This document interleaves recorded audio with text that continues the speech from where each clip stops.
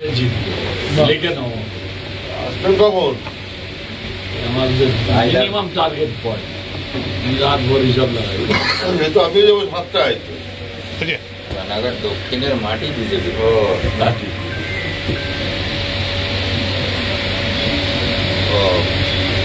আর ওই প্রবন্ধন যেটা বলছে সেটা কি আছে যুদ্ধ করেই তো আমরা অভ্যস্ত, কেননা রাজনীতি মানেই যুদ্ধ। সুতরাং সামনে যে উপনির্বাচন, রানাঘাট দক্ষিণ বিধানসভা, এটা বিজেপির উর্বর ক্ষেত্র। গত বিধানসভাতেও আমরা প্রায় 16,000 ভোটে আমরা লিড করেছিলাম। এবার যে লোকসভা নির্বাচন সেখানেও প্রায় 37,000, 36,996 সম্ভবত ভোটে আমরা লিড করেছি। কর্মী, ভোটার, আমাদের সমর্থক তারা উদ্দীপিত। বিরোধী দলের যে প্রার্থী ইনি রিজেক্টেড, লোকসভায় সেটা প্রমাণ হয়েছে। তৃণমূল আবার তাকেই প্রার্থী করেছে। আমি জানি না ওদের অল্টারনেট কেউ নেই নাকি, সেটা ওদের বিষয়।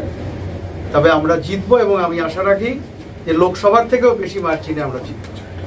বলছি আপনি দাবি করছেন সেই হিসাবে আপনার তাদেরকে কতটা রিকভারি করে আসলটা ব্যবহার করেন? ওরা দলের কেউ নয়, কেননা বহিরাগত সম্পর্কে ওদের কোনো আইডিয়াই নেই।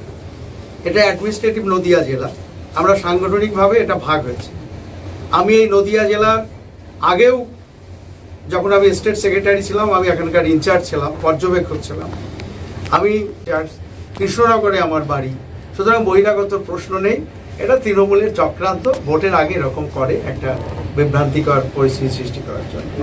পদাধিকারী বলে পরিচয় দিচ্ছে না, পদাধিকারী কেউ নেই, কেননা আমি ওটা দেখেছি আর কি, তাতে আমাদের পরিচিত কোনো মুখ নেই। তৃণমূলের একটা অংশ নাকি বলছেন? আর তৃণমূল মদতপুষ্ট। আজকে থেকে তাহলে কি প্রচারটা আপনি শুরু করলেন?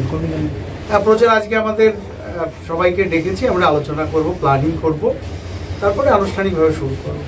অবশ্যই আমরা পথেই আছি, আর আমরা শুরুতেই আছি। সিপিএম এখানে প্রার্থী দিয়েছে, কতটা বেগ পেতে হয়েছে? সিপিএম তো আপনার তো পশ্চিমবঙ্গে প্রমাণিত আর কি, সিপিএম রিজেক্টেড আর কি।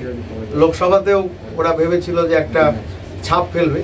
সুতরাং সিপিএম আমাদের কোনো ফ্যাক্টর না। দাবি ত্যাগ এই চ্যানেল কোনো প্রচার করে না, হিংসাত্মক, ক্ষতিকারক বা অবৈধ কার্যকলাপ এই চ্যানেল দ্বারা প্রদত্ত সমস্ত বিষয়বস্তু শুধুমাত্র একটি শিক্ষামূলক উদ্দেশ্যের জন্য। ধন্যবাদ। শুভেচ্ছা টিম আমার বাংলা নিউজ।